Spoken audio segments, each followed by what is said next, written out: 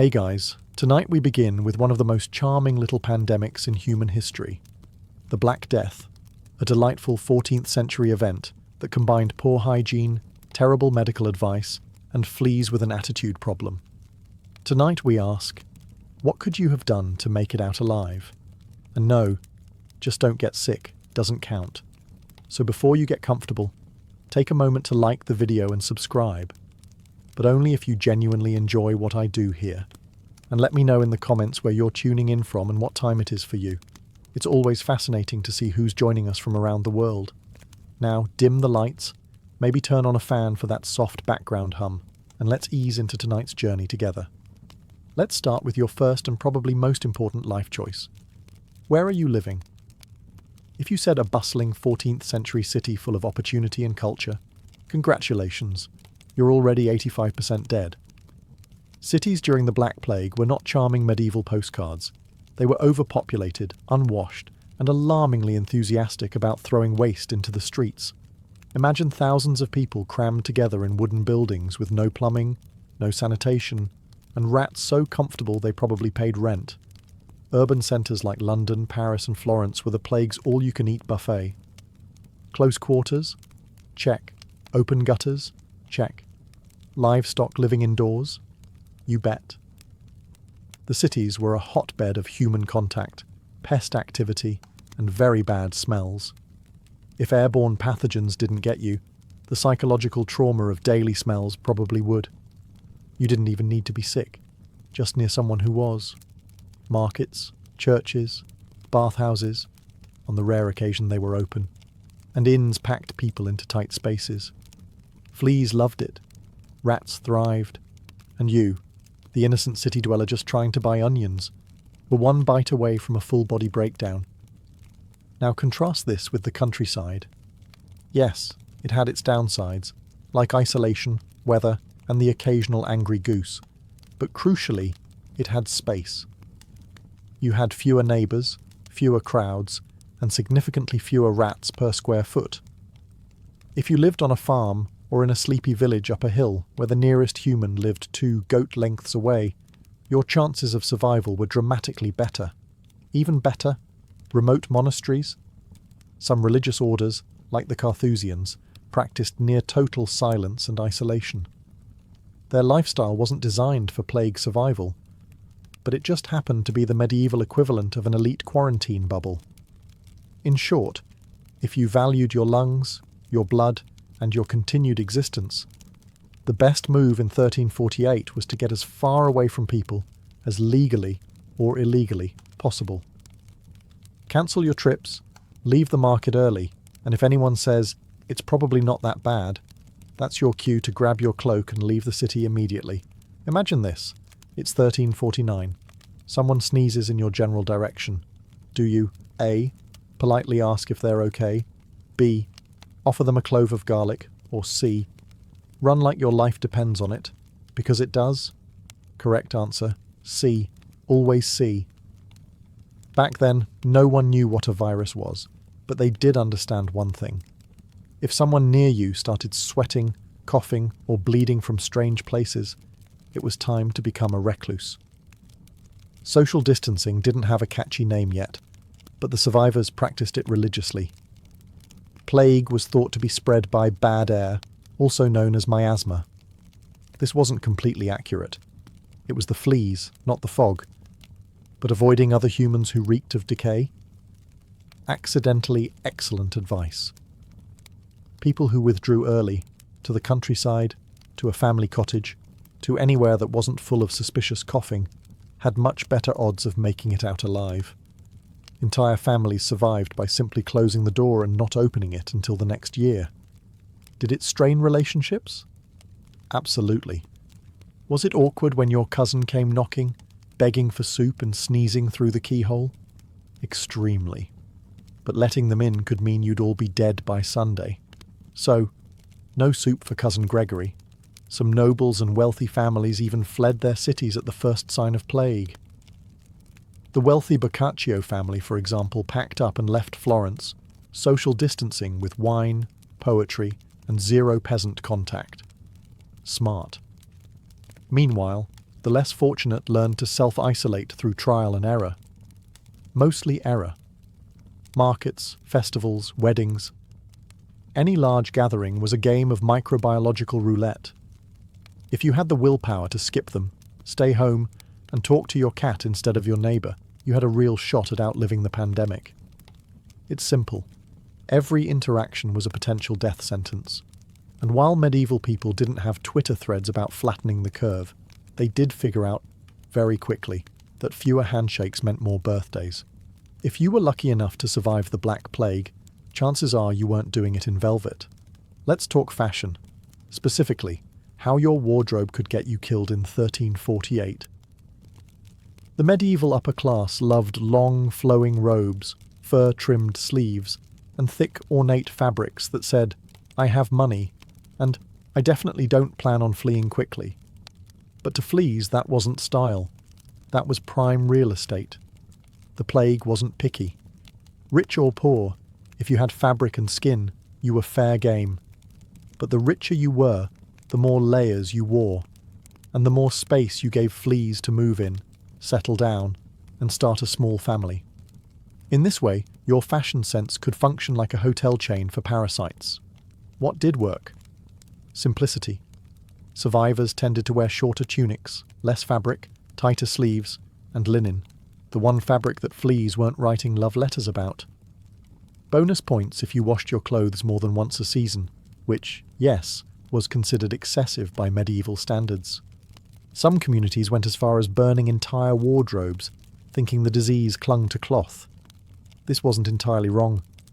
Fleas can survive for days without a host and happily hitch a ride on your favourite overcoat. That velvet cloak with the squirrel fur trim? It's not a flex if it's also carrying microscopic death. People also wore accessories, lots of them, but the beaded necklaces, perfumes and rosemary bundles weren't doing much to stop the plague. Unless you counted offending everyone's noses into keeping their distance, in which case, bravo. And if you're wondering about armour, no, it didn't help either. You couldn't sword fight the plague. Though dying in full plate because you refused to remove your gauntlets long enough to wash your hands would be very on brand for certain knights. If you were hoping to outlive the Black Plague, geography was more than just scenic. It could literally save your skin. Especially if that skin was far, far uphill. Medieval science had gaps. They didn't know what bacteria were, but they did notice patterns, like how people living on hills didn't drop dead quite as fast as those in swampy lowlands. Coincidence? Maybe. But if your neighbour's corpse just fell over the fence, you probably weren't sticking around to demand peer-reviewed studies. Elevation had a few sneaky advantages. First, rats, the little death chariots of the plague, hated climbing. Or rather, they hated staying at elevation, especially where food was scarce and temperatures dropped. The colder the hill, the less likely you were to host a flea festival. Second, wind. Higher ground meant better air circulation. And while bad air or miasma wasn't the direct cause of the plague, fleeing stagnant, putrid-smelling alleys for crisp hilltop breezes, that was a good call anyway. At the very least, it spared you the aroma of medieval city life, a blend of human waste, goat hair, and desperation. Hills also came with the luxury of fewer people. That's right, elevation plus isolation. A winning combo in any century. The plague couldn't spread if there was no one to catch it, and no one to breathe on you in line at the communal water barrel. Some monasteries and manors were already built on high ground, not for plague reasons, but because they liked the view and hated being invaded. But when the Black Death rolled through, those foundations suddenly felt visionary. You didn't need to be rich to head uphill. Even shepherds, goat herds, and that one guy who talked to birds had the right idea. Fresh air, no neighbours, and a steep walk deterring both the plague and surprise visits. And if someone from the valley came trudging up with a cough and a story about how they think it's just a cold, you had a valid excuse to roll a barrel downhill at them in self-defence. Let's start with the obvious. Medieval people were not famous for their love of soap, or water, or personal boundaries. By the 14th century, the Great Bathing Renaissance had hit a rough patch. Earlier medieval periods had public bathhouses, some quite elaborate. But by the time the Black Death arrived, bathing was viewed with deep suspicion. Medical experts, and I use that term generously, believed that hot water opened your pores and made you more vulnerable to disease. In other words, washing made you more likely to die.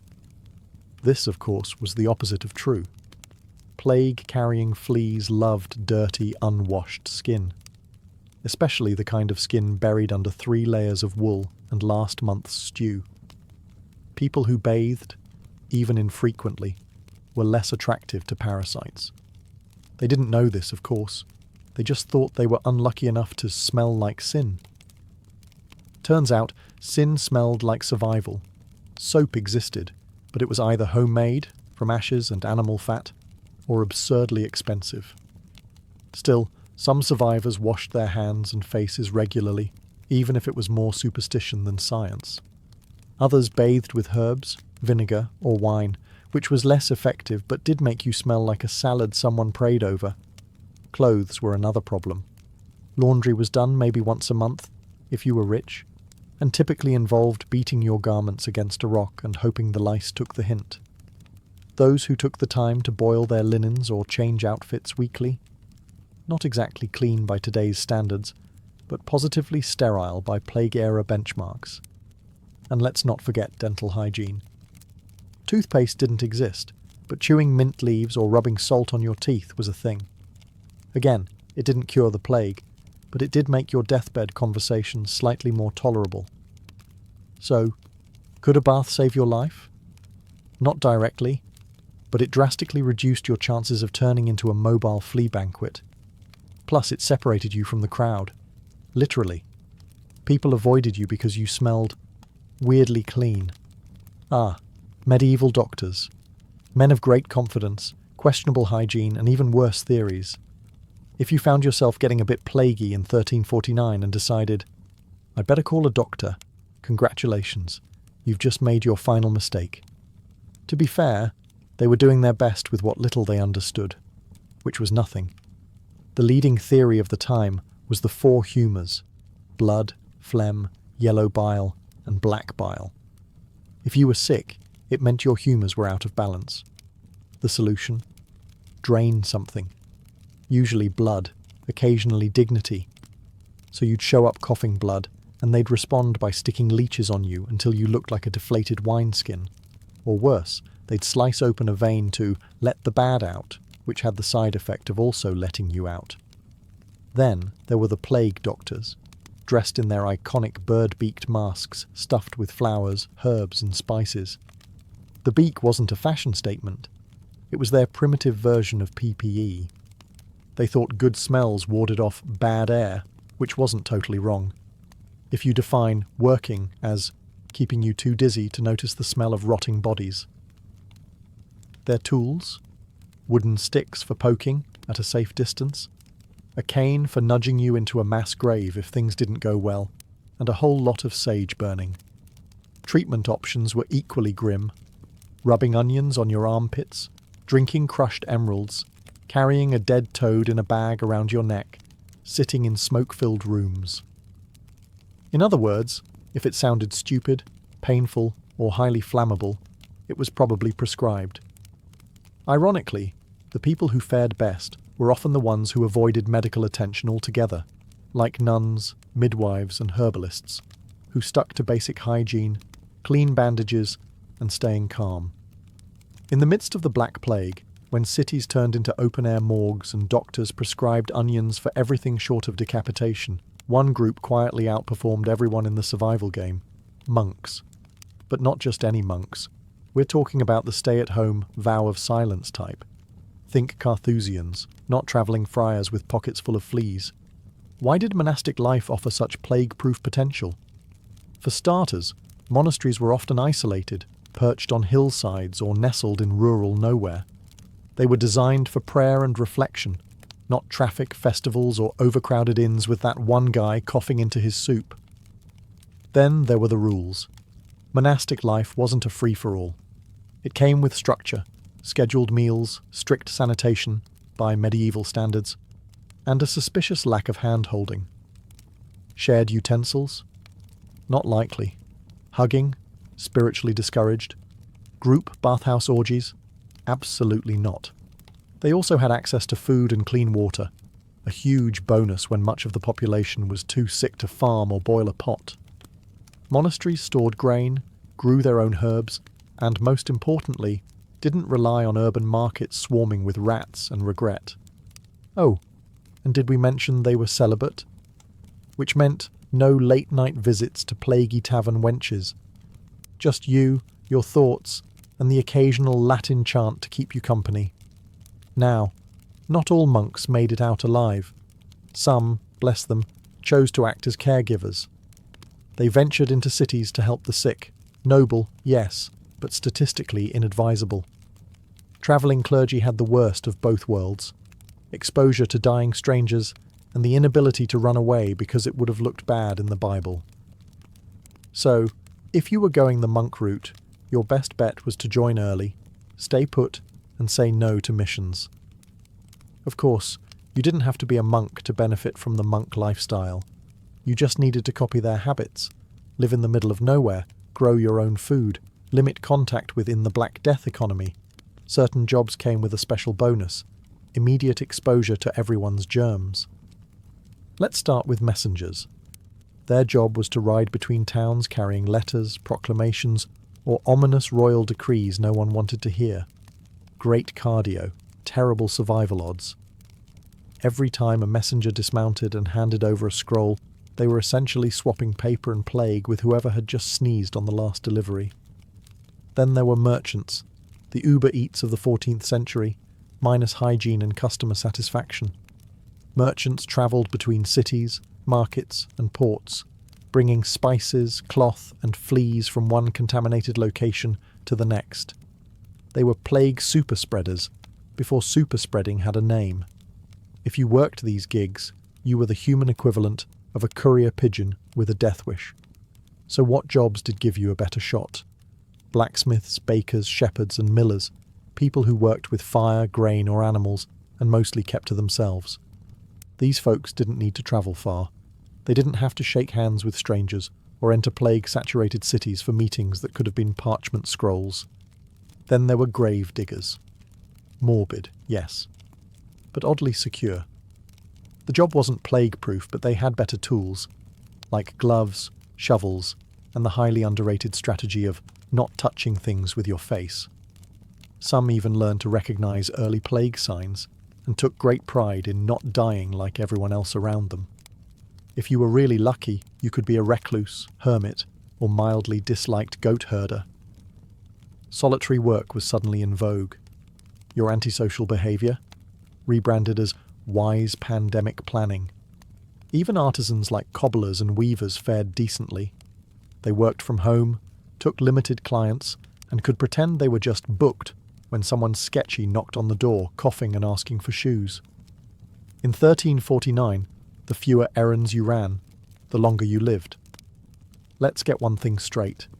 In Plague-era Europe, rats weren't just background noise. They were main characters, hairy, twitchy, plague chariot-riding villains in your everyday life. And they had one mission: get into your food, and leave you with a parting gift called Yersinia pestis. If you wanted to survive the Black Death, one of the smartest things you could do, besides running uphill and avoiding humans, was to elevate your pantry, literally. Grain bins on the floor? That's a rat rave waiting to happen. Open baskets of bread under your bed? Congratulations, you've opened a plague-themed buffet. Rats weren't picky eaters, and neither were their fleas. The moment rodents set up shop in your pantry, your odds of living past Lent dropped faster than your grain reserves. Now, some medieval households wised up. They stored food on high wooden shelves, in ceramic jars, or inside suspended boxes hanging from the ceiling like weird piñatas that no one was allowed to hit. These weren't fancy design choices. They were desperate attempts to keep the plague at tail's length. And then there were cats. the underappreciated MVPs of rodent control. The more felines you had prowling your kitchen, the better. Unfortunately, some places accused cats of being witches, familiars, and killed them, which, spoiler alert, made the rat problem much worse. It's hard to survive when you've just executed your only line of defense. Also, let's talk about your trash. Throwing scraps out the window wasn't just rude, it was rat bait. The same went for leaving compost heaps next to your house like some kind of rodent Airbnb. Smart survivors moved their waste far from their living quarters, preferably into someone else's yard. It's worth noting that rats didn't technically cause the plague, their fleas did. But fleas don't travel long distances on their own. When disaster strikes, people tend to respond in one of two ways: calmly seeking rational solutions, or joining a screaming, torch-wielding mob convinced it's all the neighbours' fault. Guess which one was more popular in 1348? The Black Death didn't just kill bodies, it shattered brains. And with no germ theory, microscopes, or decent leadership, folks were left to invent explanations. Many of them sounded like, "It must be them," followed by pitchforks, torches, and wildly misdirected violence. In some towns, mobs accused outsiders, Jews, foreigners, and basically anyone who looked like they hadn't sneezed recently. People believed wells were being poisoned, that the plague was punishment from God, that a local widow with too many cats had caused all this with her suspicious herbal teas. Spoiler, none of it helped. In fact, mob behaviour usually made things worse. You'd gather a large group of already paranoid people, shout over each other about how he coughed near my cow, and then storm the victim's home to... What? Solve the plague by burning it down? Smart. Real smart. Worse still, mobs brought people together, physically, huddled in sweaty crowds, yelling and swapping bacteria like they were trading Pokemon cards. You didn't just risk making a moral mistake, you also risked contracting the very disease you were trying to blame on someone else. The people who actually survived the Black Death were often the ones who kept a low profile. Not because they were cowards, but because they weren't interested in collective panic rituals. While the mob was busy dragging an astrologer out of town for reading stars, too confidently, survivors were boarding up their windows, boiling water, and quietly not dying. There's a lesson here. Panic spreads faster than plague, and angry crowds are rarely wise problem solvers. Unless you enjoy the smell of smoke, moral failure, and a guaranteed exposure to cough droplets, maybe don't grab the torch. Because in a pandemic, the only thing more contagious than disease is ignorance at scale. Garlic, nature's breath mint, seasoning staple, and medieval body spray of choice. When the plague arrived, people didn't have vaccines, antibiotics, or even a firm grasp on what a germ was. What they did have was garlic, and they used it for everything, ate it raw, hung it over their doors, wore it around their necks like cloves of aromatic defiance. Was it scientifically effective? Let's be honest, not really. But in a world where your other options included bathing in vinegar, drinking molten gold, or letting someone drill a hole in your skull to release the bad air, garlic was relatively reasonable. Why garlic? For one, it smelled strong, and that was a big deal. The leading theory of disease at the time was miasma, or bad air. So if you could overpower the smell of rotting corpses and human waste with something aggressively herbal, people figured you were on the path to health. Garlic was the Axe body spray of 1348. But there's a twist. Garlic is a mild antibacterial and insect repellent. Modern science confirms that it does, in fact, have some antimicrobial properties. So while medieval folks didn't know what they were doing, they may have accidentally made themselves less appealing to fleas, the actual plague carriers. That said, don't give garlic too much credit. It wasn't a magical shield. You couldn't rub a clove on your forehead and walk through a corpse pile unscathed. Some people ate so much garlic they became socially unapproachable, which, ironically, did help with social distancing. Also, garlic didn't work if you were still doing everything else wrong.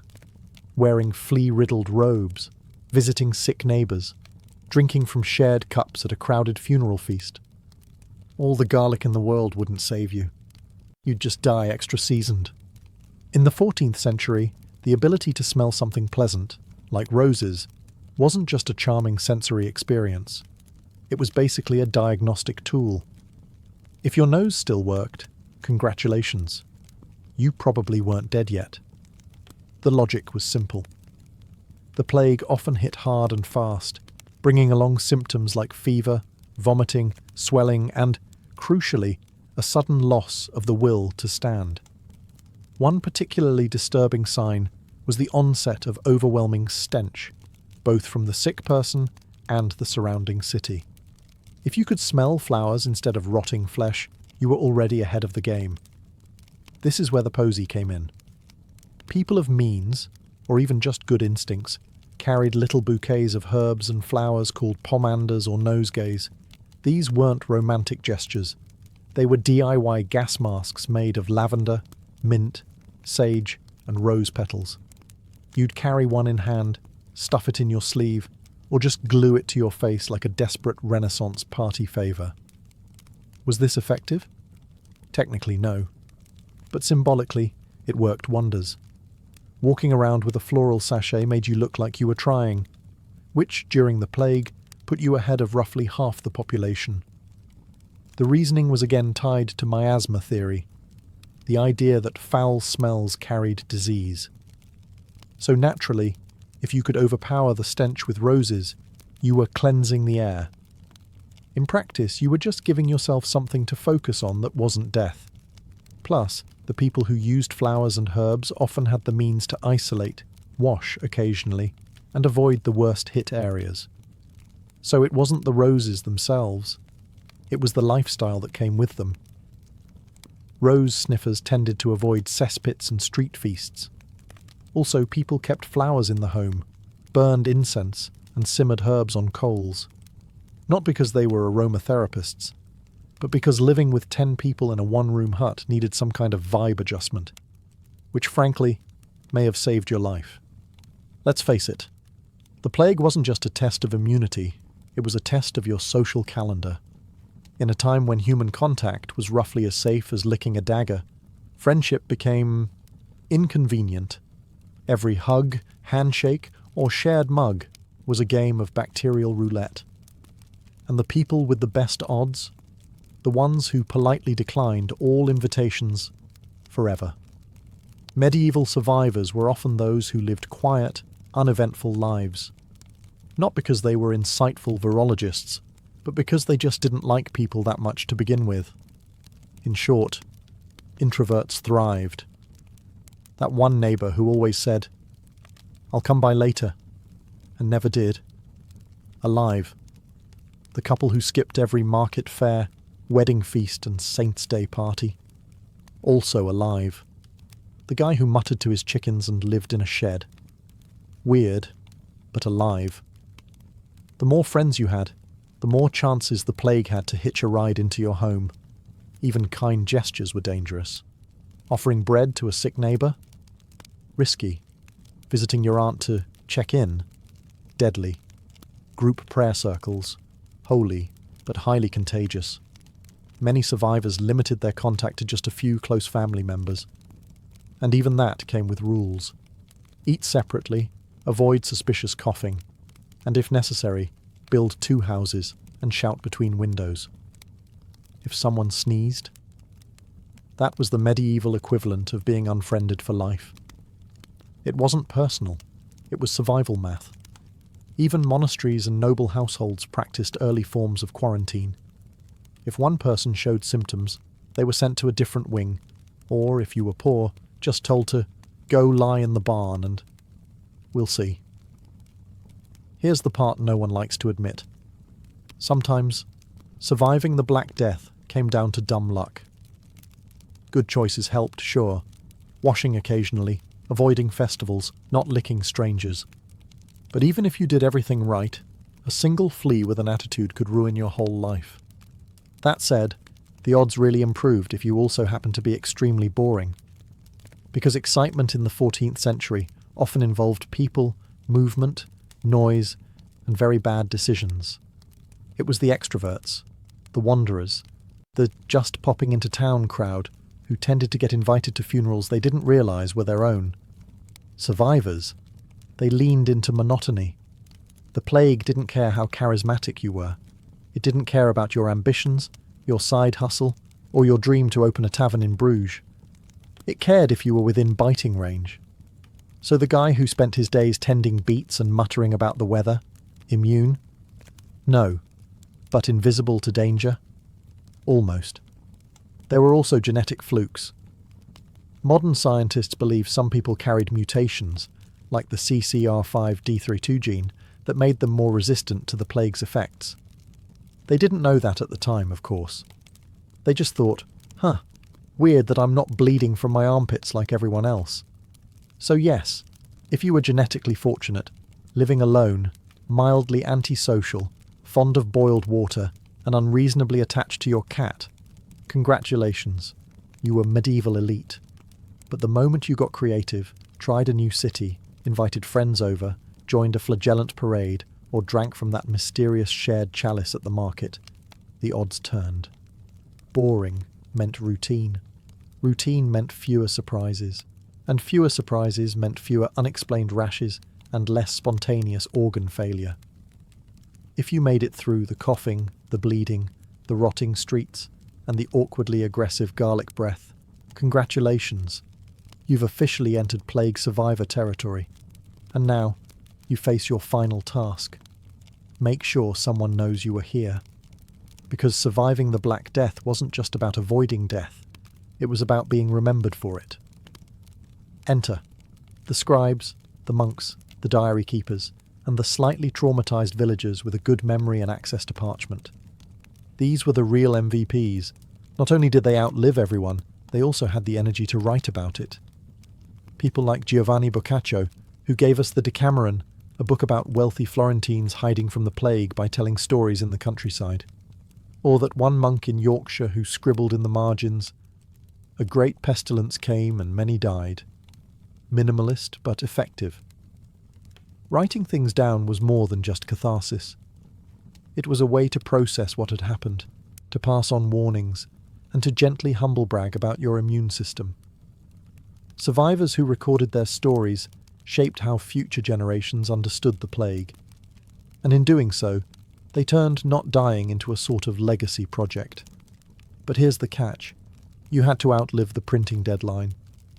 That meant staying cautious even after the worst had passed. Many let their guard down too soon.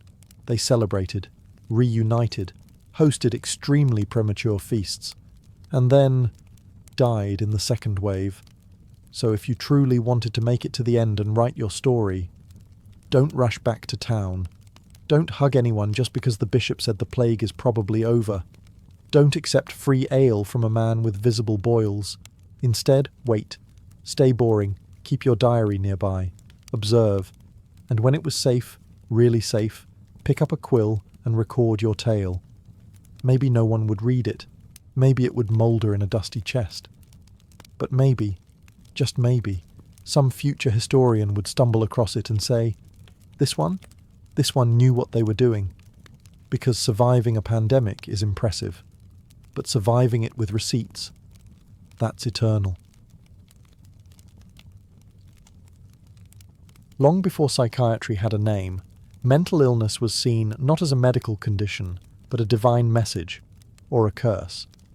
In ancient Mesopotamia, if someone experienced hallucinations, spoke incoherently, or acted erratically, the first assumption wasn't madness. It was possession. The Sumerians believed that evil spirits could enter the human body and take control. A disturbed mind meant that a demon had claimed the soul. The earliest recorded treatments were not based on logic or science. Instead, they combined ritual, prayer, and magic. Clay tablets from Assyria described detailed incantations designed to drive out the spiritual invader. Exorcists were more trusted than doctors. These weren't obscure fringe beliefs. They were mainstream diagnostics. In ancient Egypt, things weren't much different. The Ebers Papyrus, one of the oldest medical documents in existence, records both physiological and spiritual explanations for strange behaviors. If you wept without cause, forgot your own name, or withdrew from others, you might have a wandering womb or be cursed by a god. Treatment? Aromatherapy, ritual purification, and appeals to divine intervention. They believed that the heart was the seat of thought, not the brain.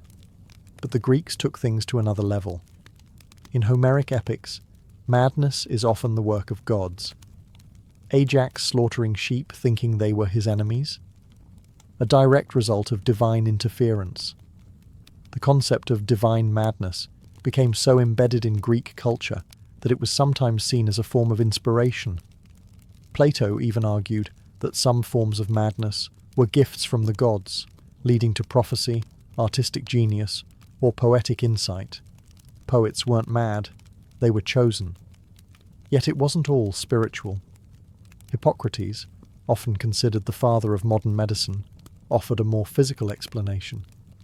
He blamed imbalances in the four bodily humours: blood, phlegm, black bile, and yellow bile. Melancholia, what we might now call depression, was an excess of black bile. His solutions? Diet, rest, and lifestyle changes. Not bad for a man born in 460 BCE. This duality, spiritual versus physical, would define how societies viewed mental illness for centuries. A person could be cursed or chemically imbalanced, a prophet or a lunatic.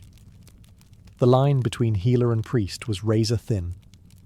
And depending on where you lived, the voices in your head could either earn you a temple or a burial.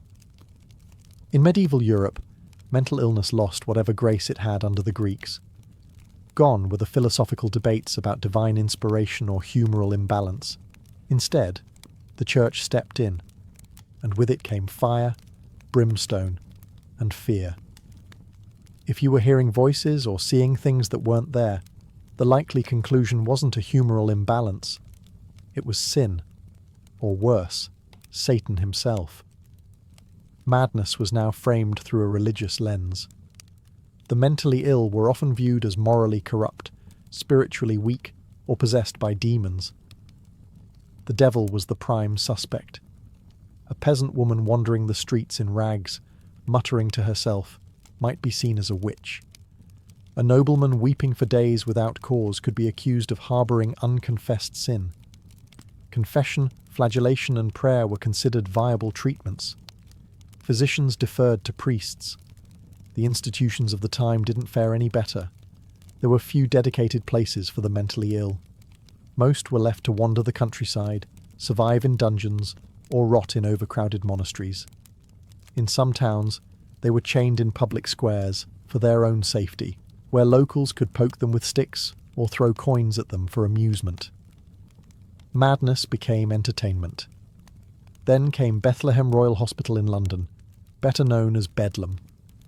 Founded in the 13th century, it was one of the first institutions to house the mentally disturbed. But house is putting it politely. Bedlam quickly devolved into a human zoo. Visitors would pay admission to gape at the lunatics chained to walls or howling behind barred windows. Treatments included cold water dunkings, bleeding, purging, and whipping. The theory was simple: drive the devil out by force. And yet, amidst the horror, some faint sparks of humanity appeared. Some monks offered kindness and shelter. Islamic physicians like Avicenna, operating far from the Inquisition's grip, still promoted humoral theory and gentle care. In Moorish Spain, hospitals treated the mentally ill with music therapy and fresh air. But in Christendom, mercy was rare and ignorance ruled. Madness was a word soaked in dread. You didn't get help. You got chained. You didn't find healing. You found exile. For most medieval sufferers, the world offered little more than a dungeon, a priest, and prayers that no one was listening to. The age of madness had begun, and it would take centuries before compassion caught up. The Renaissance is often romanticized as a period of rediscovery, of beauty, science, and human potential. But for those suffering from mental illness, the shift was more complicated than hopeful. As classical knowledge resurfaced, so too did older medical ideas, especially from Hippocrates and Galen.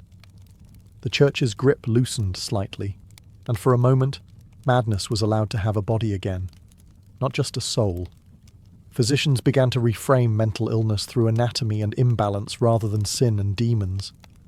Melancholia, hysteria, mania, these became recognizable terms again, treated, at least in theory, with diet, exercise, and calm surroundings. There was even a renewed interest in astrology, with the stars sometimes blamed for emotional instability. A moody temperament? Maybe Saturn was in the wrong house. But don't mistake this for kindness. The Renaissance mind was still deeply suspicious of what it couldn't quantify, and the body, still subject to cleansing. Bloodletting remained popular, so did induced vomiting. If someone was too agitated, they might be restrained for days or subjected to spinning chairs designed to reset the brain. In Italy and France, asylums grew more common, not out of compassion, but to protect society from the unpredictables. One notable voice stood out, Johann Weyer, a Dutch physician. In the mid-1500s, Weyer dared to claim that many so-called witches were simply mentally ill women in need of care, not execution. He wrote De Prestigiis Daemonum on the tricks of demons, arguing against the witch trials and defending the mad from the wrath of both church and mob. Unsurprisingly, the church was not thrilled. His books were banned, and his ideas largely ignored. Meanwhile, madness remained a useful tool for those in power. Unwanted wives, political rivals, or rebellious daughters could be quietly declared insane and locked away. No trial, no scandal, just a convenient diagnosis. Mental illness was as much a social weapon as a medical mystery. Art and literature, however, blossomed with depictions of madness. Think Ophelia's drowning grief. Think Don Quixote tilting at windmills. The madman became a tragic, almost romantic figure, broken by the world, lost in illusion. But society still didn't know how to help them. The Renaissance reopened the body and reignited the mind, but the soul of psychiatric care still shackled. And the age of enlightenment was about to make that contradiction even sharper. The Enlightenment promised reason, progress, and the triumph of science over superstition. But when it came to mental illness, the results were mixed. On one hand, the idea of locking someone up for being possessed lost credibility. On the other, society now needed a new excuse to marginalize the mentally ill, preferably one with a white coat and a Latin vocabulary. The asylum, once a rare curiosity, became a booming institution. In London, Paris, and Vienna, grand buildings were constructed, far from the city centres, where the insane could be hidden. These places weren't hospitals, they were warehouses. Overflowing, understaffed, and reeking of neglect, they were designed less for treatment and more for isolation. The mentally ill were removed from public life like broken furniture from a showroom floor. Ironically, this was framed as progress. French physician Philippe Pinel famously ordered the chains removed from inmates at the Bicêtre Asylum in 1793, a gesture widely hailed as revolutionary. But while symbolic, the reality was less idealistic. Patients might be unshackled, but they were still locked in, subjected to ice baths, forced feeding, and moral therapy, which often meant long lectures about proper behaviour delivered by a stern-faced doctor with a stick. Moral treatment became the buzzword. The idea was that mental illness stemmed from bad habits, laziness, or moral failings. So what was the cure? Discipline, order, routine, no outbursts, no questioning.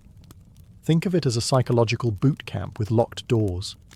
Inmates were taught to follow rules, attend chapel, make their beds, and smile at authority. Compliance was considered recovery.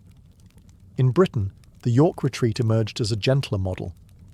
Run by Quakers, it emphasised kindness, silence, and natural surroundings. Patients walked in gardens and were treated with respect. This humane model influenced others but remained the exception, not the rule. The real shift came in paperwork.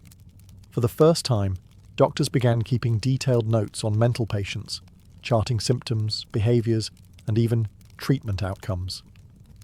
Psychiatry was inching toward being a formal science, though it still relied heavily on guesswork and anecdote. The Enlightenment made mental illness a subject of study instead of shame. But the cost was cold sterility. In its rush to rationalize everything, society reduced the mentally ill to specimens. Less demonic, yes, but still dehumanized, and on the horizon loomed a Victorian world obsessed with propriety, and terrified of what lurked in the human mind. The Victorian era was the golden age of contradictions, elegance and repression, scientific breakthroughs and moral panic. And nowhere were those contradictions more glaring than in how the Victorians dealt with mental illness. For a society obsessed with appearances, madness was a terrifying crack in the porcelain. For women, that crack had a name: hysteria. Derived from the Greek word for uterus, the diagnosis became a catch-all explanation for anything women did that made men uncomfortable.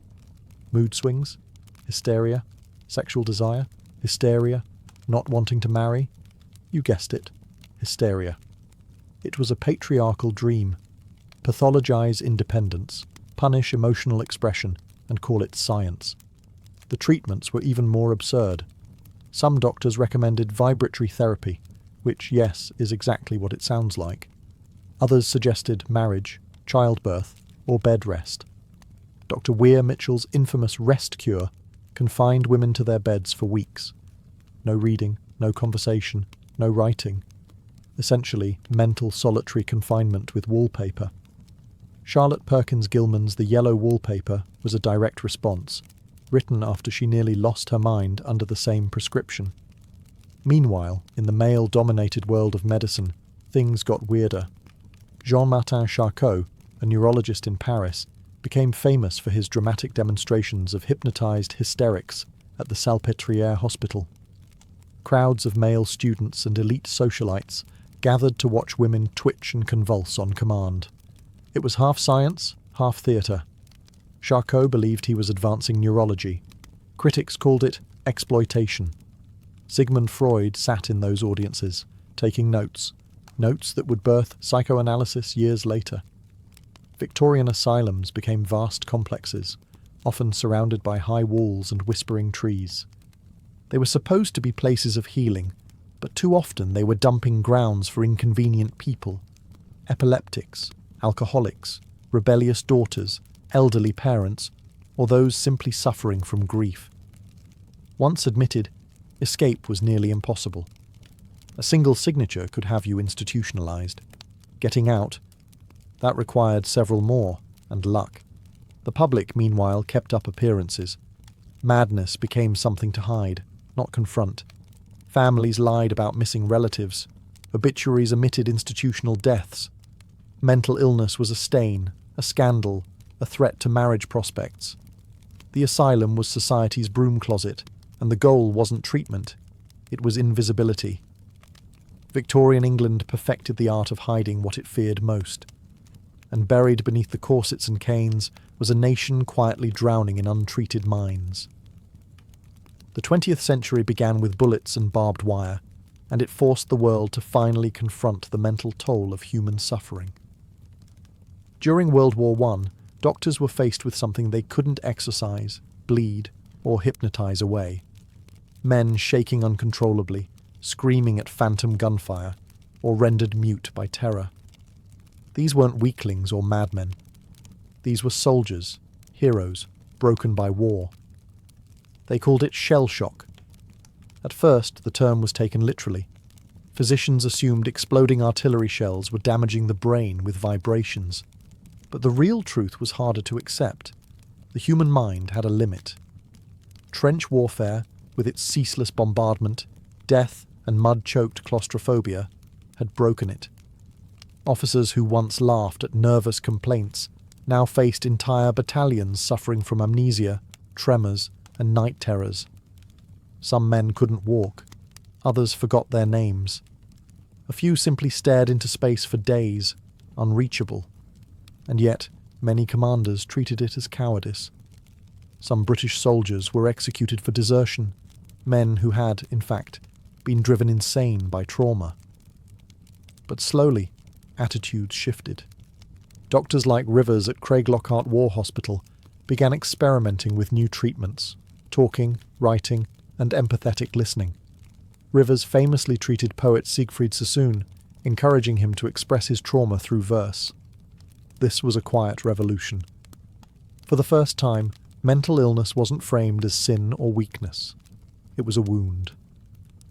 After the war, shell shock became one of the most controversial terms in psychiatry. Some doctors tried to distance themselves from it, calling it a catch-all for everything from PTSD to malingering. Others recognized it as the birth of trauma psychology. But the public didn't forget. The war neuroses haunted the cultural imagination, broken soldiers shuffling through post-war Europe, eyes sunken, minds far from home. And when World War II arrived, the medical community was better prepared. This time, the term was combat fatigue, and treatment was faster, more humane, though stigma remained. Shell shock opened a new chapter. Mental illness was no longer just for women labelled hysterical or eccentrics in asylums. It could strike the strongest men. It could be earned through service and sacrifice. And that terrified people. Because if war heroes could break, then maybe no one was truly safe from the battlefield inside the mind. As the world stumbled into the mid-20th century, psychiatry took a bold, and often brutal, leap into physical intervention. The idea was simple. If the mind was sick, perhaps the brain could be fixed directly. But fix is doing a lot of heavy lifting here. What followed was a wave of invasive procedures that promised miracles, but often delivered silence, obedience, or ruin. Enter the lobotomy. Developed by Portuguese neurologist Antonio Egas Moniz in the 1930s, the procedure involved severing connections in the brain's prefrontal cortex to reduce agitation and delusions. It earned Moniz a Nobel Prize. But the real boom came when American psychiatrist Walter Freeman introduced the ice pick lobotomy. No operating room needed, just a mallet and a few minutes behind the eye socket. It was fast, cheap, and horrifying. Tens of thousands underwent the procedure in the US alone, including children, housewives, and veterans. Some became docile. Others lost speech, motor function, or personality entirely. A few died on the table. Yet hospitals kept offering it, because it emptied beds. A patient who had been violent or uncooperative was now quiet, vacant, manageable. Success by 1940s standards. Then came electroconvulsive therapy, or ECT. While still used today in carefully controlled settings, its early applications were far from gentle. Doctors would administer jolts of electricity strong enough to induce seizures, often without anesthesia or consent. The goal? To reset the brain, like shaking a faulty light bulb. For some patients, particularly those with severe depression, it brought real relief. But for others, it caused memory loss, confusion, and trauma. This was the golden age of interventionist psychiatry.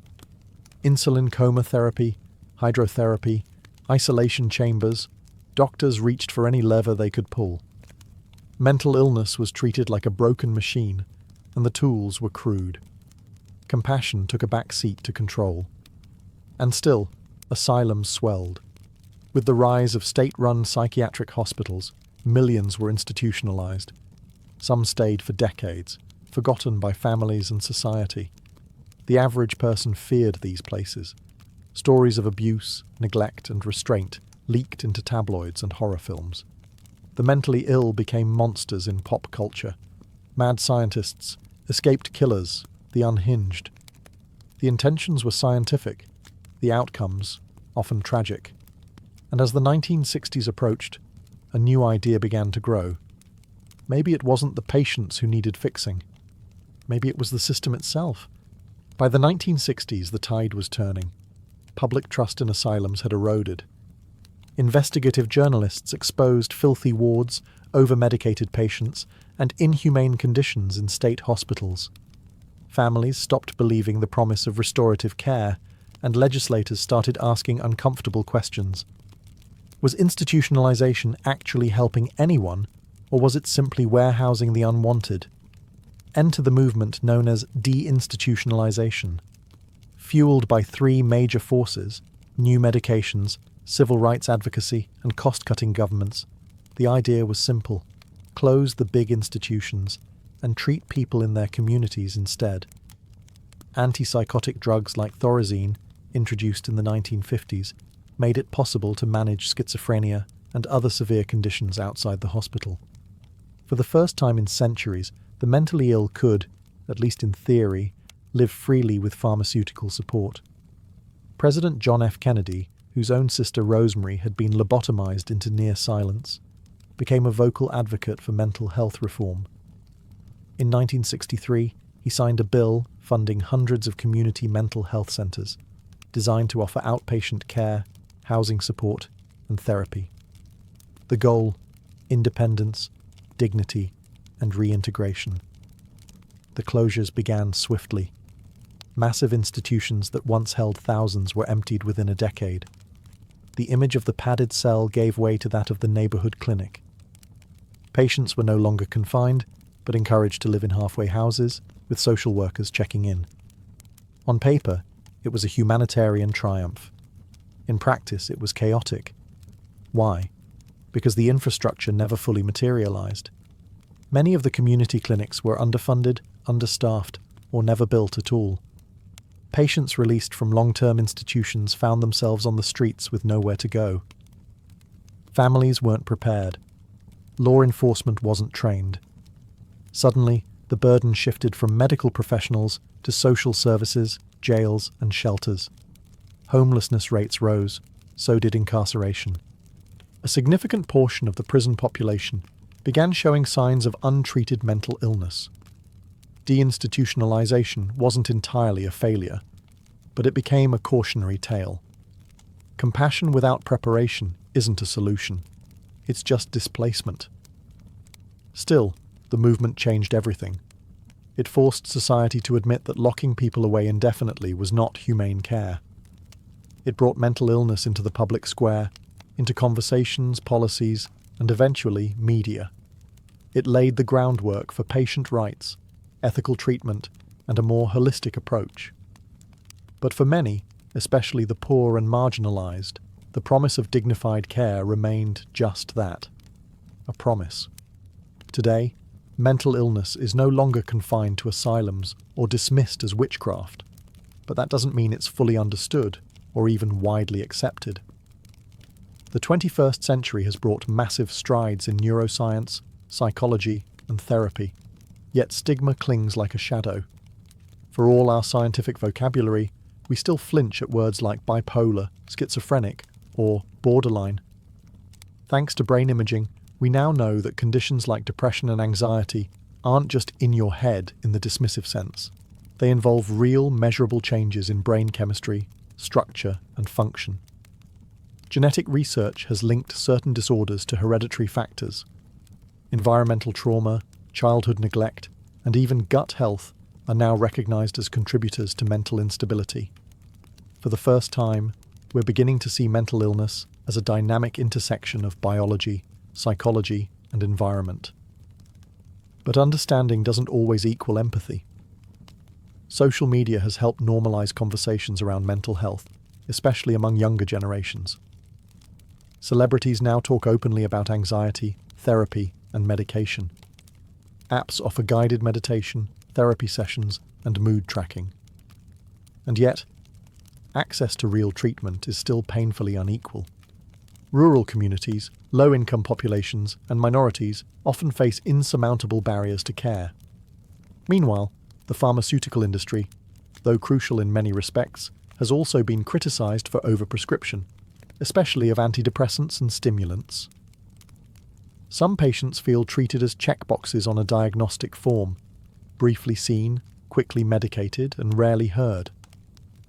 Therapy, once stigmatized, is now a billion-dollar industry, but it's still out of reach for many. And old ghosts linger. Homeless populations are still disproportionately composed of those with untreated mental illnesses. Prisons now serve as the largest de facto mental health institutions in many countries. Emergency rooms are flooded with psychiatric crises they aren't equipped to handle. It's deinstitutionalization without the promised safety net, again. Yet there are signs of hope. Trauma-informed care is gaining ground. Peer support programs are flourishing. Schools are beginning to integrate mental wellness into curriculums.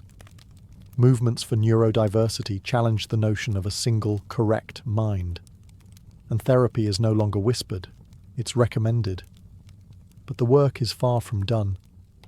Mental illness may no longer be chained to a wall or cut from the brain, but many still suffer in silence, buried under cultural shame and systemic failure. History has shown us what not to do. The future will be defined by whether we finally start doing better. Bushido, meaning the way of the warrior, was not a law written by emperors or carved into stone.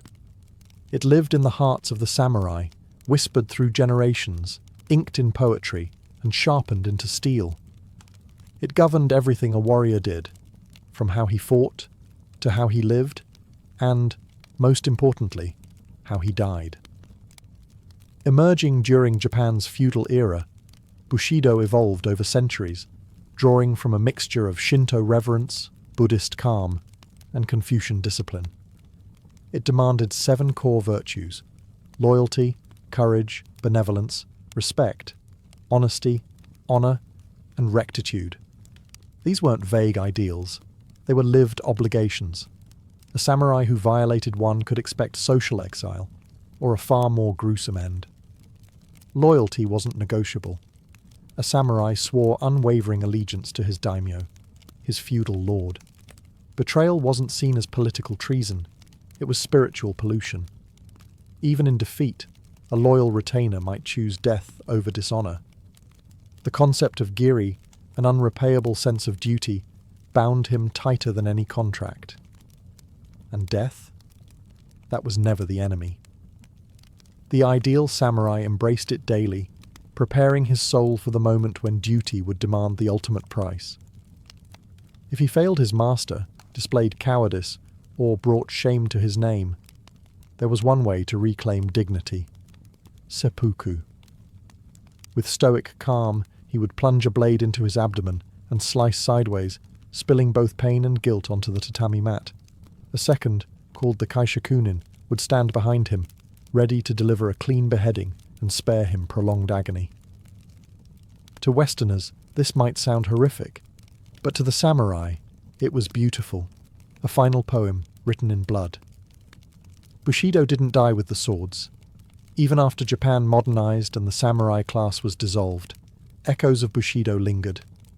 It shaped the ethos of Japanese military officers during World War II and still lives on today in martial arts, business culture, and national pride. What makes Bushido extraordinary isn't just its severity. It's that it demanded honor, not just in victory, but in restraint, humility, and even in death. The sword was sacred, but it was never the point. A true warrior, under Bushido, didn't just master combat, he mastered himself. And when the final moment came, he met death not with fear, but with dignity. In the frostbitten lands of Scandinavia, the Viking warrior code was carved in fire and blood. It had no formal scripture, no single name like Bushido, but it was etched into their sagas, their graves, and their gods. At its core was a stark belief: death comes for everyone, so die well. Viking honor revolved around bravery, loyalty, and reputation. The Norse didn't seek peaceful deaths in their beds. They sought battle. To fall with a weapon in hand was the dream, not the tragedy. Why? Because of Valhalla. In Viking cosmology, warriors who died courageously were chosen by the Valkyries, Odin's shield maidens, to ascend to Valhalla, a warrior's paradise where they would feast, fight, and prepare for Ragnarok, the final battle of the gods. But if you died a coward, your soul was cast into hell, a dreary underworld of shame. This belief shaped how Vikings lived. Raiding, pillaging, and conquest weren't just acts of survival, they were rites of glory. Cowardice wasn't just embarrassing, it was spiritually damning. To flee a battle was to stain your lineage. Even their funerals reflected this ethos. Warriors were buried with weapons, shields, even sacrificed horses or slaves, everything needed for the afterlife's endless war games. Loyalty to one's jarl or king was another pillar. Viking warriors known as herdmen formed tight-knit bands bound by oaths. Betrayal of the group was unthinkable. But that didn't mean blind obedience. Vikings valued personal honor as much as loyalty. If a leader lost face or made cowardly decisions, his men could challenge or even abandon him. Strength commanded loyalty. Weakness lost it. And vengeance? That was a virtue. If your kin was wronged or your honor insulted, you were expected to respond, with steel. Feuds could last generations, spilling over into blood debts and cycles of retribution. It wasn't cruelty, it was balance. The sagas are filled with heroes who refused compensation or peace until justice was served blade to blade. Even in old age, many Vikings feared a quiet death more than pain. Some sought out danger in their final years, hoping to die in a glorious skirmish rather than waste away in bed. Anything was better than being forgotten, because for the Vikings, death was not the end. It was an audition for eternity, and only the brave made the cut. To be a Roman soldier was not simply to fight, it was to embody virtues, a word that blended virtue, valor, manliness, and civic duty into a single, brutal code of conduct. A Roman warrior wasn't just a killer. He was a disciplined extension of the Republic, or the Emperor's will, a walking symbol of order in a chaotic world. The ideal Roman warrior didn't crave individual glory. He earned honor by obeying orders, enduring pain, and never flinching in the face of death. Cowardice was unthinkable. A legionnaire who fled battle wasn't just punished, he was erased from respectability. In some cases, entire units were subjected to decimation, a horrific form of discipline where 1 in every 10 men was executed by their comrades to restore obedience. The Roman warrior code was built on structure. Training was constant, relentless, and grueling. Discipline was more important than strength. A soldier who broke ranks even in victory could face lashes or execution. Glory belonged to Rome, not the man. This collectivism set the Roman military apart from most ancient forces. It was less a band of warriors and more a machine. But virtues extended beyond the battlefield. It was a societal expectation for Roman men, especially those of noble birth, to show courage in the Senate, to be just in leadership, and to display restraint in personal ambition were also considered marks of warrior honor. Even retired soldiers were expected to carry themselves with dignity, as living monuments to Rome's greatness. One of the most sacred virtues in Roman military culture was fides, faith or loyalty. Loyalty to your unit, your commander, and to Rome itself. Betrayal, insubordination, or desertion were treated with utter contempt. Think of Julius Caesar crossing the Rubicon. It wasn't just a political act, it was a defiance of the warrior code's loyalty to the Republic. Death was not feared. Dying in battle, especially for Rome, was the highest honor. Tombstones of Roman soldiers often boasted of where and how they died, listing campaigns like a resume for the gods. Unlike the Vikings, who sought personal glory in Valhalla, or the samurai, who died for their lords, Romans fought for the enduring myth of civilization. They weren't just defending borders. They were exporting order and enforcing it with spears. For the Roman warrior, the code was clear: obey, endure, conquer, and die like a citizen of eternity. In medieval Europe, the warrior wasn't just a killer. He was supposed to be a Christian killer. Enter the code of chivalry, an unwritten, romanticized set of ideals meant to tame the bloodlust of knights with the nobility of saints. At least that was the idea. The word chivalry comes from the French chevalier, meaning horseman. And in a world where heavy cavalry ruled the battlefield, knights needed more than armour and swords. They needed a moral compass, or at least the church thought so. The chivalric code combined martial prowess with piety, loyalty, and, Yes, courtly love. A true knight was expected to be brave in battle, loyal to his liege, generous to the poor and protective of women and the weak. He was to pray often, fight fairly, and never lie. Of course, this ideal existed mostly in literature and sermons. In practice, knights could be brutal warlords with a crucifix in one hand and a torch in the other.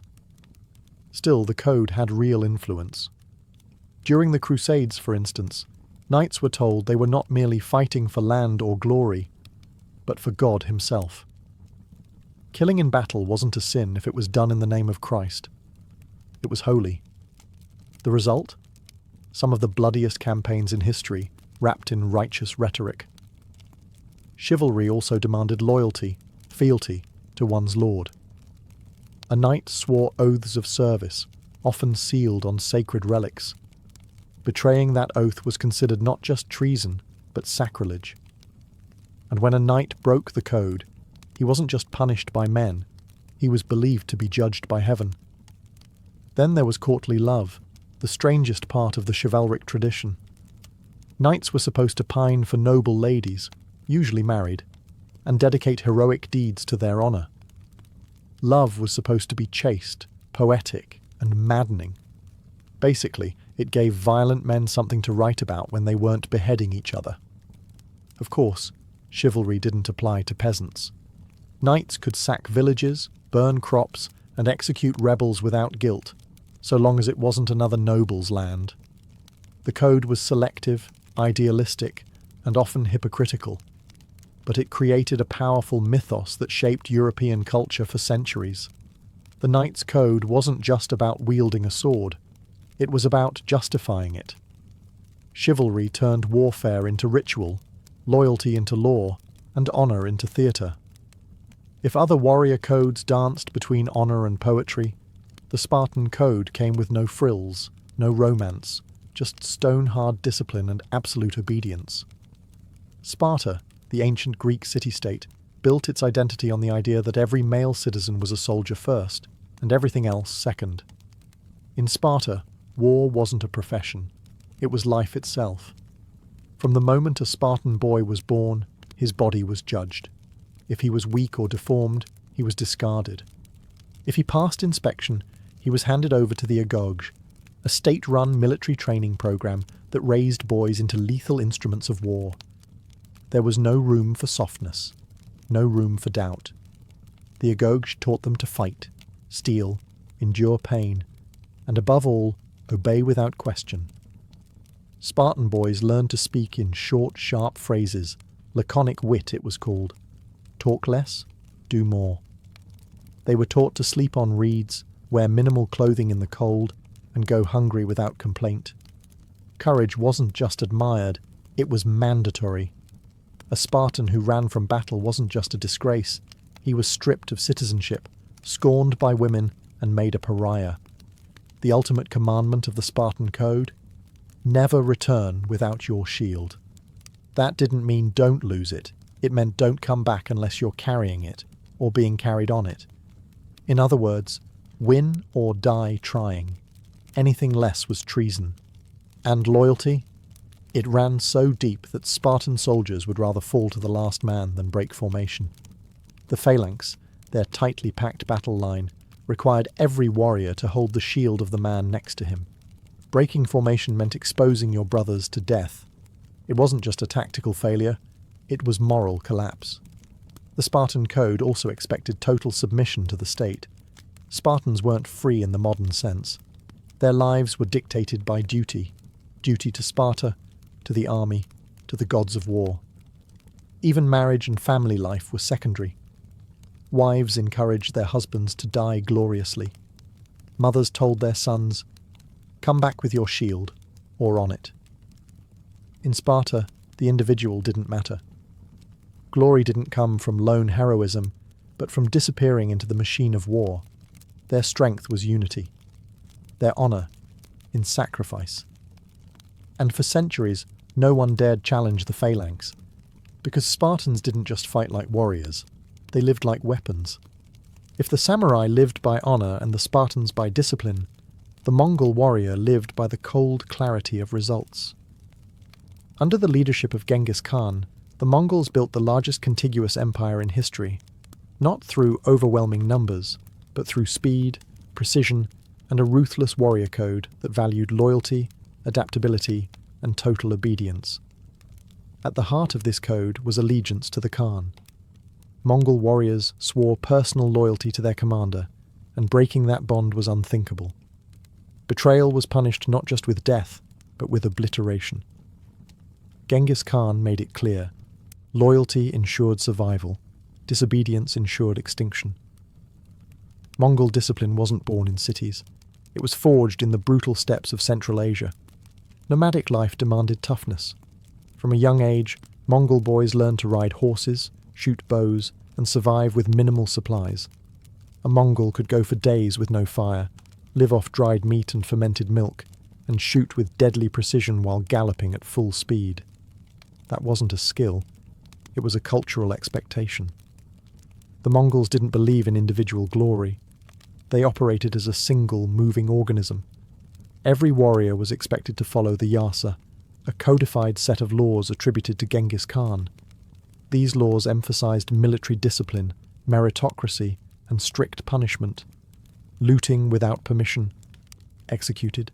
Disobeying orders, executed. Cowardice in battle, you guessed it, executed. But they weren't mindless brutes. The Mongol code emphasized strategy over chaos. They mastered psychological warfare, often pretending to retreat, only to ambush pursuing enemies. They spared cities that surrendered and annihilated those that resisted, sending a brutal message to others.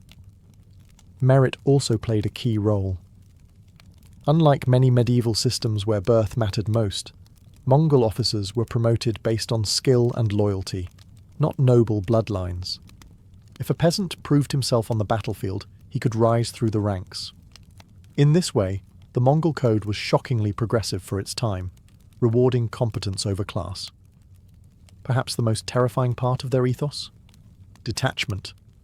Mongol warriors viewed war not as a moral conflict, but as an inevitability. Death wasn't personal. It was a tool. They didn't seek honor like knights, or spiritual purification like samurai. They sought victory, and they almost always got it. The Mongol code wasn't romantic. It was efficient, mobile, and devastating. It made warriors not of marble or myth, but of blood, bone, and pure resolve. The warriors of the Zulu kingdom weren't forged in myth. They were trained by fire, sweat, and a revolutionary named Shaka Zulu.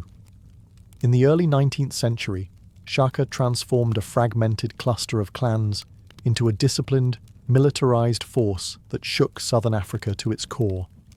And at the center of it all was a warrior code grounded in unity, courage, and absolute loyalty to the king. Shaka introduced radical changes to Zulu warfare and to Zulu identity. He replaced the throwing spear with the ikulwa, a short stabbing spear ideal for close combat.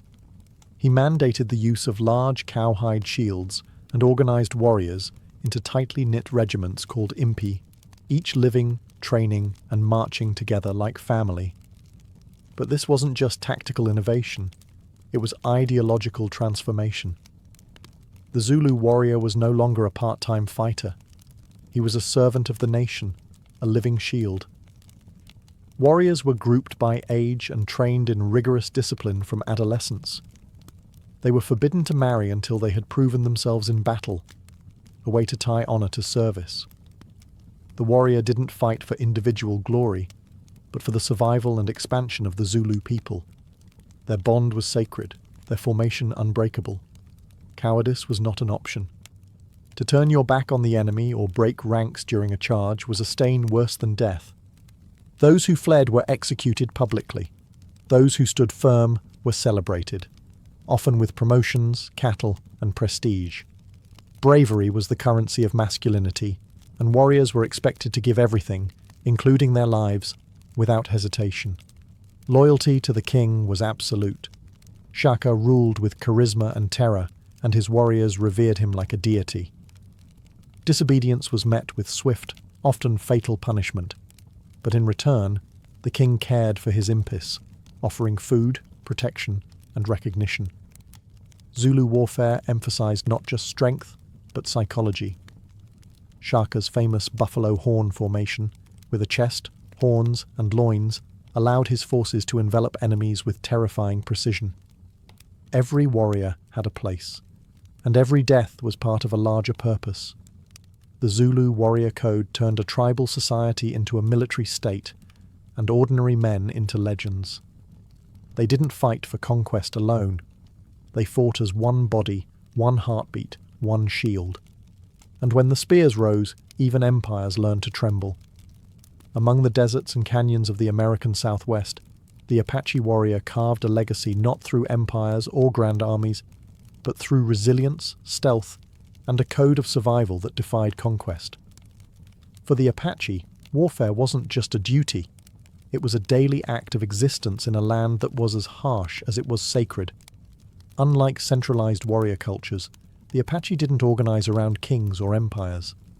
Their code wasn't written in law or dictated by generals. It was taught through oral tradition, lived experience, and necessity.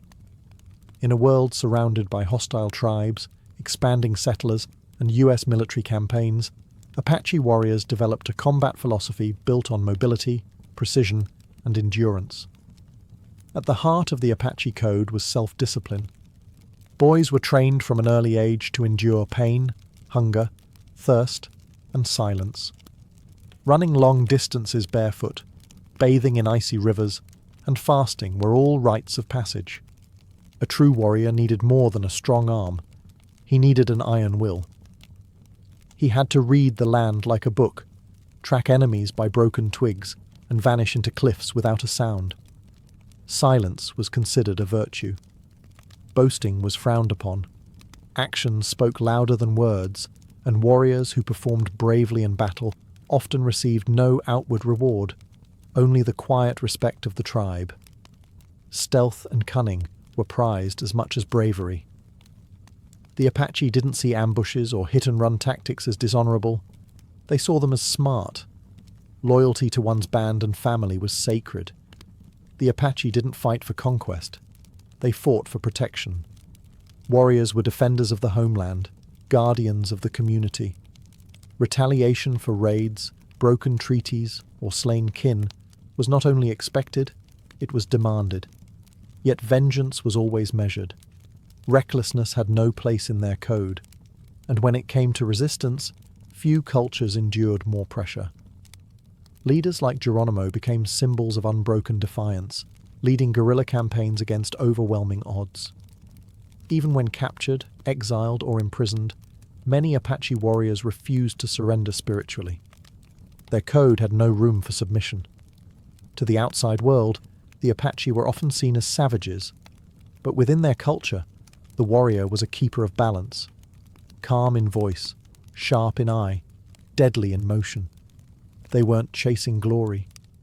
They were keeping the world intact, one silent step at a time. In the heart of 17th century India, amid the clash of empires and the oppression of faiths, arose a warrior brotherhood unlike any other, the Khalsa, the Saint Soldiers of Sikhism. Formed by Guru Gobind Singh in 1699, the Khalsa wasn't just a fighting force. It was a moral revolution wrapped in armour, driven by a code that combined spiritual devotion with fearless resistance. The Sikh warrior code was revolutionary in two ways. First, it was egalitarian. The Khalsa rejected caste, wealth, and lineage. Every member took the same last name, Singh, meaning lion, to erase social divisions. A lowly farmer stood shoulder to shoulder with a prince. They fought not for conquest, but for justice, for the protection of the oppressed, regardless of religion or origin. Second, it demanded unshakable discipline. Upon initiation, Khalsa warriors vowed to uphold righteousness, never cut their hair, never engage in intoxication, and never harm the defenseless. They bore 5 symbols, the 5 Ks: Kesh, uncut hair; Kara, iron bracelet; Kanga, wooden comb; Kashera, shorts; and Kirpan, a ceremonial sword. Each carried spiritual meaning. but the Kirpan especially signified the duty to stand against tyranny. The code was built around the concept of miri piri, a balance of temporal power and spiritual wisdom. A Khalsa warrior wasn't just a fighter. He was expected to meditate, serve others, and remain humble, even in battle. Warfare was a last resort, never to be driven by ego or vengeance, but only to defend righteousness. Fighting was not about rage. It was about responsibility, and when they fought fiercely. Khalsa warriors stood against the powerful Mughal Empire, often outnumbered but never outwilled. Their battle cry wasn't just a slogan, it was a declaration of purpose. Betrayal of the code was rare because it was tied to one's very identity. To be Khalsa was not just a title, it was a vow, a sacred pact of courage, service, and self-sacrifice. The Sikh warrior didn't fight for glory, land, or empire. He fought because it was his divine duty, and in doing so, the Khalsa forged a legacy of fearless equality that still inspires warriors of conscience to this day.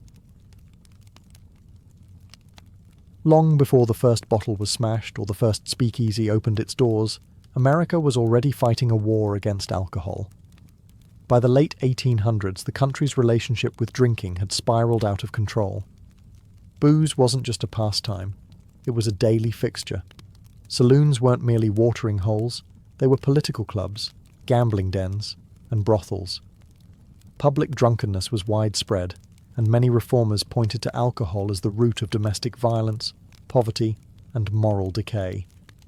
Enter the temperance movement, a coalition of activists, church leaders, and political crusaders who saw alcohol not as a personal vice, but a national crisis.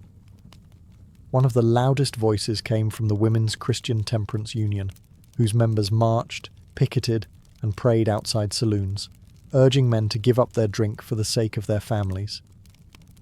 They were joined by the Anti-Saloon League, a group that didn't just protest, they played politics, and they played to win. The Anti-Saloon League understood something critical. Laws change when you change lawmakers. So they lobbied hard, targeting local, state, and federal elections to get dry candidates into office. By the early 1900s, they had built an astonishingly effective political machine. They pressured politicians, funded campaigns, and used propaganda to paint alcohol as a threat to the American way of life. But there was more than morality behind the movement. There was fear and nationalism. Immigrant communities, especially Germans, Irish, and Italians, were often associated with heavy drinking. For many native-born Protestants, the saloon wasn't just a vice, it was a symbol of foreign influence and cultural division.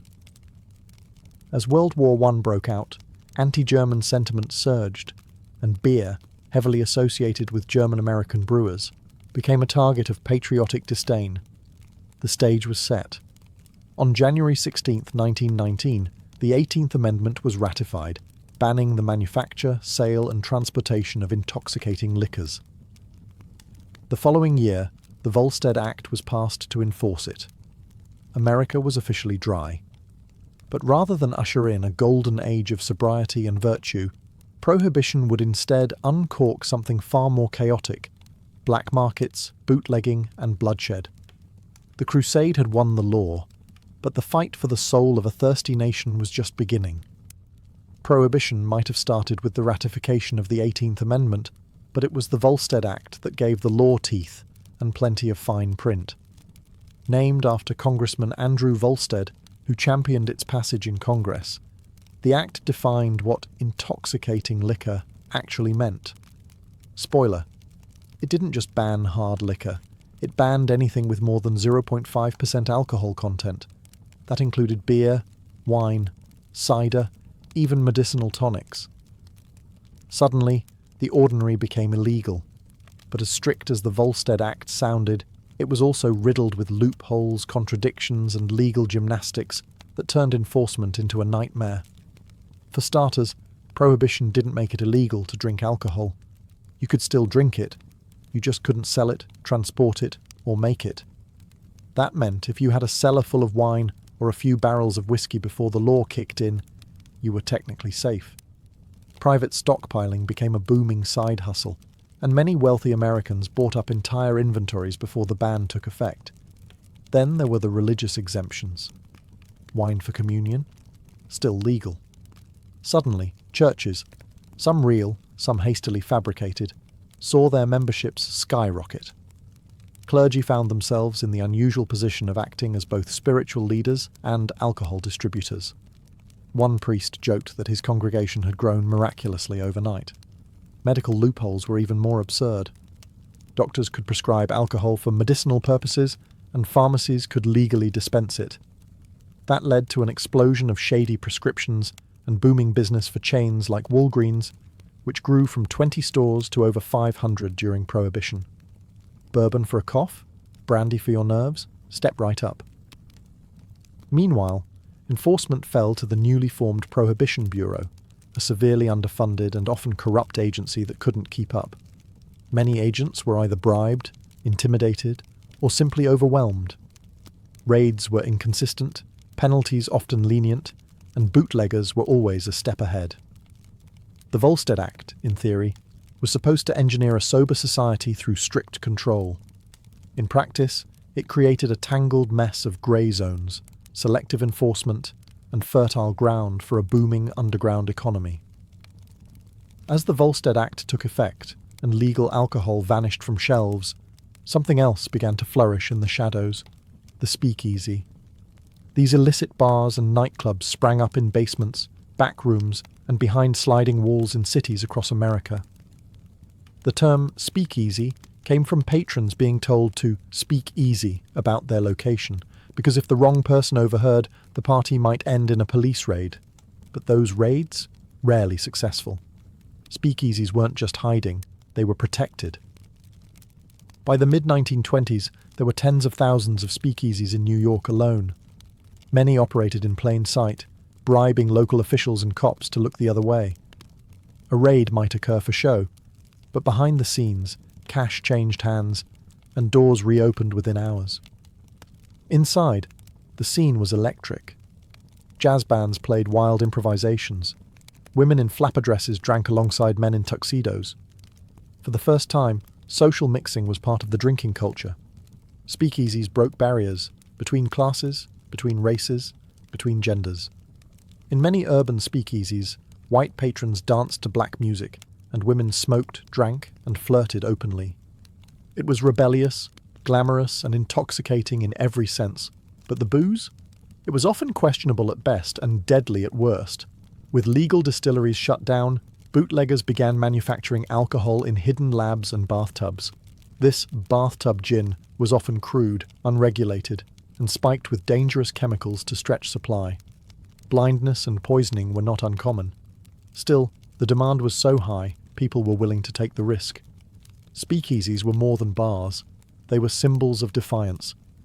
They represented the failure of Prohibition to stamp out America's love affair with alcohol. The harder the government tried to enforce the ban, the more the public found creative ways around it. Hidden compartments, secret passwords, false storefronts. Prohibition turned ordinary citizens into everyday outlaws. In the process, nightlife transformed. Jazz culture exploded. Fashion changed. Even slang evolved, with terms like juice joint, giggle water, and bootleg becoming part of everyday speech. The speakeasy wasn't just a workaround. It was a cultural revolution in disguise. Prohibition had aimed to make America sober and righteous. Instead, it made the country sneakier, bolder, and infinitely more rebellious. As Prohibition pushed alcohol underground, organized crime stepped into the spotlight, armed, ambitious, and eager to supply what the government had banned. With booze illegal and demand skyrocketing, a black market economy was born, and at its heart were the gangsters who turned alcohol into a billion-dollar business. Nowhere was this transformation more visible than in Chicago, where Al Capone became the face of the Prohibition underworld. Capone wasn't just a thug. He was a businessman, a strategist, and a public figure who provided jobs, ran soup kitchens, and bribed the police with pocket change. But behind the public image was a ruthless enforcer who ruled through violence, fear, and corruption. Capone's empire trafficked in thousands of gallons of illegal liquor, moving it through secret warehouses, armed convoys, and crooked speakeasies. He had entire neighborhoods under his thumb, judges, mayors, even law enforcement, and he wasn't alone. Across the country, cities like New York, Detroit, and Kansas City saw the rise of bootleg kings, Irish mobs, Sicilian mafias, and Jewish crime syndicates, all using prohibition as their golden ticket. These criminal networks didn't just move alcohol, they professionalized crime. They created systems, hierarchies, and rules. Turf wars were common, and blood spilled often. One of the most infamous events was the St. Valentine's Day Massacre of 1929, where 7 members of a rival gang were lined up and gunned down in broad daylight, allegedly on Capone's orders. The message was clear. This wasn't small-time street violence. This was organized warfare. Ironically, the more the federal government cracked down, the more sophisticated the criminals became. Smugglers used fast boats on the coasts and cars modified with hidden compartments inland. Some even built tunnels under the US-Canada border to ferry in whiskey from Montreal. Others had insiders at distilleries still legally producing medical or industrial alcohol, which was then repurposed into bootleg spirits. Public sentiment began to shift. People questioned a law that seemed to breed more crime than it prevented. What began as a moral crusade was now enabling the rise of criminal empires more powerful and violent than anything the country had ever seen. While bootleggers and gangsters flourished in back alleys and secret warehouses, the federal government tried desperately to hold the line. Enter the Prohibition agents, or as they came to be known, the G-men. Tasked with enforcing the Volstead Act, these men were supposed to be America's moral guardians, hunting down illegal liquor and bringing order to a nation gone rogue. But there was one problem. Almost everything was stacked against them. When Prohibition began, there were fewer than 1,500 federal agents assigned to enforce it nationwide. That's one agent for every 70,000 people. These men were poorly trained, underpaid, and overwhelmed. And it didn't take long for corruption to seep in. With gangsters offering bribes that far outpaced a government paycheck, many agents looked the other way, or actively participated in the very crimes they were hired to stop. Still, not all G-men were crooked. Some, like Elliot Ness, gained fame for their dedication. Ness led a team called the Untouchables, known for their refusal to take bribes and their relentless pursuit of Al Capone's empire. They smashed stills, raided warehouses, and tried to bring order to lawless Chicago. But even Ness couldn't bring Capone down through prohibition law. That job eventually fell to the IRS, who nailed him for tax evasion, not bootlegging. Most enforcement efforts were clumsy at best and dangerous at worst. Raids were often tipped off in advance. Innocent people were sometimes caught in the chaos, and the black market just adapted. Bootleggers became masters of deception, changing routes, disguising shipments, and creating networks that moved faster than the law. The government even took a darker turn. In an attempt to stop people from drinking industrial alcohol used in bootlegging, federal officials ordered it poisoned. Thousands were sickened and hundreds died. The press called it government murder. Public opinion, already sour, turned bitter. All of this contributed to a growing sense that prohibition was unenforceable, and worse, unjust. Law-abiding citizens became criminals overnight, and real criminals became rich, powerful, and untouchable. While lawmakers tried to legislate morality and G-men chased bootleggers through alleys, American culture was undergoing a revolution of its own. Prohibition didn't just change the law, it changed the vibe.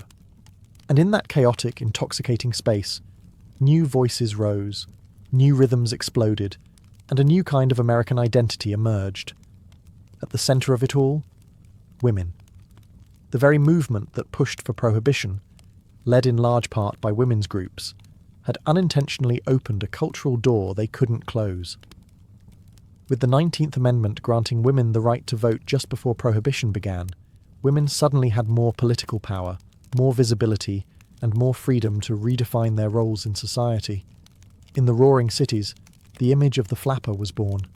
She smoked, she drank, she cut her hair short, danced in public, wore scandalous dresses that showed ankles and knees, and rejected the quiet submissiveness expected of previous generations. She wasn't just breaking social norms, she was obliterating them. And where did she go to express all this rebellion? The speakeasy, of course. There, women and men mixed freely. For many, this was the first time they could socialise as equals, sharing drinks and dancing shoulder to shoulder. The strict rules of Victorian etiquette melted under the heat of swing and saxophones. This was the jazz age, a cultural eruption that changed American music forever. Jazz was born in black communities in New Orleans, but spread through Prohibition like wildfire. It was loud, wild, improvisational, and unapologetically modern. Clubs like the Cotton Club in Harlem attracted white patrons eager to hear black musicians like Duke Ellington and Louis Armstrong, even as segregation remained outside the door. Alongside music, Prohibition inspired a literary boom. Writers like F. Scott Fitzgerald captured the decadence, disillusionment, and booze-soaked chaos of the 1920s. The American dream was being rewritten, in real time, with gin on the rocks. Even fashion shifted. Clothes became less restrictive, hairstyles shorter, morals looser. What had started as a movement to clean up society accidentally sparked a generation of people determined to break every rule. Prohibition didn't purify culture. It unleashed it. In the vacuum, created by repression, art, expression, and rebellion, thrived. As the 1920s gave way to the 1930s, the United States was hit by an earthquake that shook every corner of society. The Great Depression. Banks failed, unemployment soared, and breadlines stretched for blocks. Amid this growing desperation, the grand moral crusade of Prohibition started to look less like virtue, and more like a luxury the country could no longer afford. Suddenly, the idea of banning alcohol wasn't just inconvenient. It was economically devastating. Legalizing alcohol again meant potential jobs, tax revenue, and economic relief. Before Prohibition, alcohol taxes accounted for up to 30% of federal income. Now, the government was broke, and so were the people. Repeal started to make more sense than ever, not just to the public, but to politicians. President Herbert Hoover, who called Prohibition a noble experiment, found himself increasingly out of step with the national mood. By the time Franklin D. Roosevelt campaigned for the presidency in 1932, he openly supported repeal as part of his New Deal platform. His victory was a turning point, not just politically, but culturally. Americans were ready to drink legally again. The final blow came with the ratification of the 21st Amendment in December 1933, which officially repealed the 18th. For the first time in US history, a constitutional amendment was erased by another. Champagne corks popped from coast to coast. Bars reopened. Breweries retooled. A great sigh of relief swept the nation, not just because alcohol was legal again, but because a long national contradiction had finally ended. But the damage was already done. The black market that Prohibition created didn't disappear overnight. Organised crime had grown too strong, too rich, and too embedded in urban power structures to simply walk away. Gangsters who once ran bootlegging operations moved into gambling, prostitution, and drug trafficking. The federal government had created a monster, and killing it would take decades. Culturally, the era left scars and legends. Speakeasies, jazz, flappers, and gangsters became part of the American mythos. Prohibition had failed in its mission to sober the nation, but it succeeded in reshaping it entirely. Even after the cork was popped on Prohibition's official end in 1933, its legacy didn't just evaporate. The social, political, and criminal consequences of the era stuck around, and in many ways, still echo through American life today. The most obvious impact? Organized crime didn't go away. It adapted. The bootlegging empires built during Prohibition gave rise to modern mafia syndicates. The smuggling routes, bribery systems, and networks of corruption had grown so sophisticated that criminal organizations simply shifted gears into narcotics, gambling, extortion, and labor racketeering. The violence didn't disappear either. Prohibition had given crime families power, and they weren't giving it back. The era also transformed American law enforcement. The failure to control alcohol exposed how weak and fragmented the federal government's policing power truly was. In response, the FBI expanded, surveillance techniques were refined, and law enforcement became more centralized and professionalized. The modern American war on crime was born from the ashes of a failed war on liquor.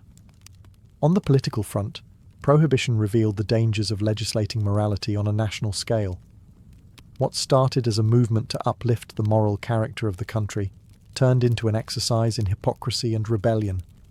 Voters, especially in urban areas, learned that laws disconnected from public behavior are doomed. The experience left many Americans skeptical of future moral crusades and wary of politicians promising purity through policy. Then there was the cultural shift. Prohibition inadvertently sparked a broader distrust of government overreach. People resented being told how to live, drink, and socialize. The resentment would resurface in later decades, from anti-smoking campaigns to debates about drug legalization.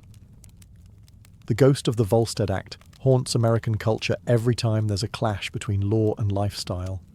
Even the alcohol industry had to rebuild itself from the ground up. In the decades following repeal, regulations were introduced to control advertising, drinking ages, and distribution. To this day, liquor laws in the US vary wildly from state to state, a messy legacy of the fractured Prohibition years. But perhaps the most enduring consequence was psychological. Prohibition taught Americans that banning something doesn't make it disappear, it just pushes it underground. Long after the last speakeasy closed and the final bootlegger faded into history, the Prohibition era found a second life, this time in pop culture. What had once been a decade of legal chaos and blood-soaked crime became a glittering myth of gangsters in pinstripe suits, jazz-filled clubs, and rebellious glamour. Prohibition didn't just leave behind laws, it left behind legends. Hollywood wasted no time. Films like Little Caesar, 1931, and The Public Enemy, 1931, turned bootleggers into icons.